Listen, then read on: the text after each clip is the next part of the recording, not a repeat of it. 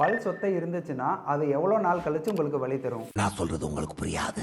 அப்ப புரியுற மாதிரி சொல்ல. இதை நான் ஒரு 3 ஸ்டேஜாக சொல்கிறேன். உங்களோட ஸ்டார்டிங் ஸ்டேஜில் பல்லோட மேல் லேயரான எனாமலில் தான் சொத்தை இருக்கும். அப்போ உங்களுக்கு வலியோ கூச்சமோ எதுவுமே இருக்காது. அந்த சொத்தை அடுத்த ஸ்டேஜில் உங்களோட அடுத்த லேயரான டென்டினுக்கு போகிறப்ப தான் உங்களுக்கு கூச ஆரம்பிக்கும். ஸ்வீட் அந்த மாதிரி சாப்பிட்றப்போ உங்களுக்கு கூசுறது தெரிய ஆரம்பிக்கும். அந்த சொத்தை இன்னும் கொஞ்சம் டீப்பாக அடுத்த லேயரான பல்ப்புக்கு போனால் தான் உங்களுக்கு வலி வர ஆரம்பிக்கும்.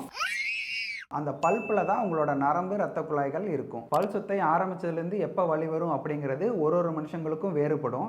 ஒரு சிலருக்கு சில வாரங்கள்லேருந்து சில மாதங்களில் தான் வலி வர ஆரம்பிக்கும். இன்னும் வேறு சிலருக்கு 6 மாதத்துலேருந்து 1 வருஷம் கூட ஆகலாம். பட் யாருக்கு எப்படி வரும் அப்படிங்கிறது நம்ம சரியாக கணிக்க முடியாது. ஸோ ஆரம்பத்திலே நீங்கள் பார்த்துட்டீங்க அப்படின்னா ஜஸ்ட் அந்த சொத்தை எடுத்துகிட்டு ஃபில்லிங் மட்டும் பண்ணாலே போதும். பட் வலி வந்ததுக்கு அப்புறமா தான் நீங்கள் டென்டிஸ்ட்டை போய் விசிட் பண்ணீங்கன்னா அந்த பல்லுக்கு வேர் சிகிச்சை பண்ணி கேப் தான் போடணும்.